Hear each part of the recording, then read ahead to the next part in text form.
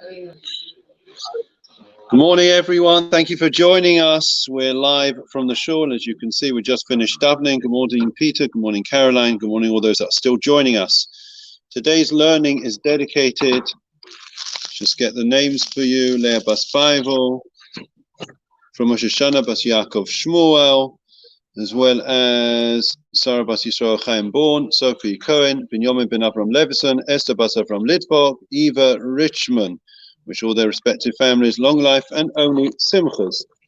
So we want to continue our journey, our great odyssey into the parsha of Shelach. So the question that all the commentators and great minds grapple with is, what exactly did they do that was wrong, the spies? After all, they had permission. We spoke yesterday about the fact that it wasn't an obligation. They chose to be sent spies, Shelach lecha nashim. But the question is, what did they do wrong? The report seems to be wholly accurate. What did they do? They went and they observed, they saw, and they brought back a report. And the report that they brought back stated that there were people, it was Eretz Ocheles Yoshveha, it was a land that devours its inhabitants. And that they arrived at that conclusion as a result of seeing that there were large numbers that were attending funerals everywhere in the land, and that there were great fruit. So the question is, all that they reported was accurate. So what did they do wrong? That's the question that the Stipler asks. And the answer, let me just suggest by way of analogy.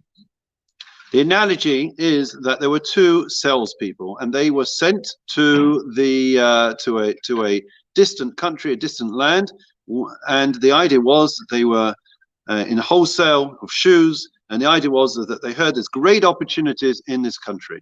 So the first one arrives, and he sees that nobody there is wearing shoes. Nobody's wearing shoes. He sends back a telegram to his boss. He says, no one here is wearing shoes. Complete waste of time, no opportunity, no market for us to sell. The next one sees exactly the same thing, writes back to his employer, to his boss, no one here is wearing shoes, send me 10,000 pairs, great opportunity for selling shoes. They both saw the exact same thing. One looked at it as the cup half empty, and one looked at it as the cup half full. And that is precisely the issue with the spies. They looked at it through a jaundiced eye with skewed vision, and therefore they arrived at their conclusion that with their own prejudices and biases, something that we're all familiar with in the current climate around the world and the conflict recently in Israel, is that there isn't the opportunity for us to enter this land. It's a terrible place. Little did they know that all those things that they saw, large numbers attending funerals, right, and the huge fruit, were all there for their benefit. If there are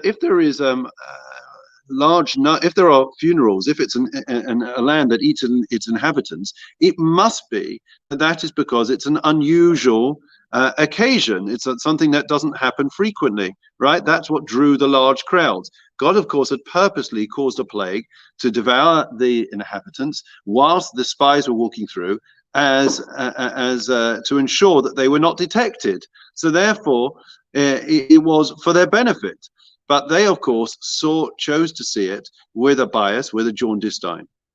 The large fruit, you can see it as it were the giants in the land were not able to conquer them, or you can see it, what bountiful produce, what great opportunities, and that the Almighty, right, Hashem Tachrishan, the Almighty is going to be able to vanquish these inhabitants for us the same way that he brought Egypt to its knees. So therefore, it very much depends in life the way that we look at things, the way that we look at life.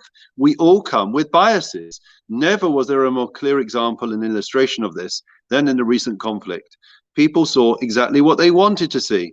They came into it with a complete skewed vision, and therefore they saw images, they saw reports, and they chose to arrive at conclusions. As I mentioned previously, that in fact there's a young man in Devon who's always been on a bit of a search, and he contacted me a year or so ago, non-Jewish kid, and he's somebody who's very into trying to find truth in life.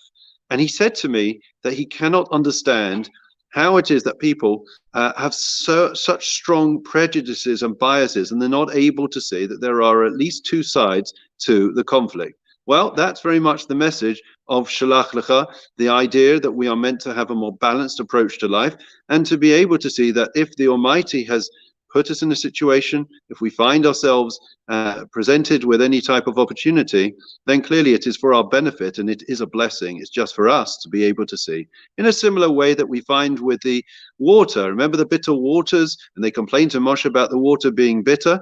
Was the water bitter that the Almighty gave them?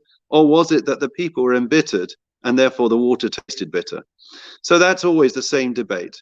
So really it's a matter of us being aware and cognizant of our biases, our impartialities, and therefore we hopefully will be able to keep in check and to park whatever biases and prejudices we may have, and see the beauty and blessing that Almighty send us. Wishing everyone a good day. We'll end with a Haskara, as we do every day, and then a Refuah Shlema prayer. Whoops, hold on 1 second, I just dropped the sheet. It's one of those days, I'm trying to be everywhere at once. Right, okay, we're back with you. Okay, so Adonai Lamim Zacho Es Nishmais, Tevia ben Shimon David Hirsch, Yitzchak ben Yechezkel Rothberg, Yosef ben Shimon Saban, Sarah Bas Yisrael Chaim Born, Sophie Cohen, Benjamin ben Avram Levison, Avram Esther Bas Avram Litvok, Eva Richmond, Shalach Liolamam Bagan, Einen Temenuchal Som Lachin Verakamim, Yasirein Vesesa Kanafab Liolamim, Veyitzvah Zechayis Shasam Adonai Nachlesam, Yanuch Bishlam Mishkavam, Vanamar, Amen. Misha Berach Absen Ram Sov Yaakov Moshe Aaron David Shlomo Yivarech Pesach Chaylim Babu Shanim Mispalim Babu Ram Chazer HaKadosh Baruch Hu Yimali Rachim Aleichem Lachem Alefosam Vishlach Refuah Shlema Shemaim Loch Alevim Besoch Shach Yisrael Refuah Nefesh B'Sakov Hashabak Makarif Anama Amen. Refuah Shlema to all those that are unwell, both those that were injured in Meron, those that were injured in the recent horrific conflict in Guardians of the Wall. And we will take this opportunity without permission to wish Caroline a big, big Mazel Tov, Caroline Sinclair, on the forthcoming wedding of Daniel. Mazel Tov to you and all the family, and thank you for being such a loyal supporter. We wish everyone a great day. A bank holiday has become a bank holy day. Wishing everyone well, and I'll see you on the traffic on the way to the coast. Take care.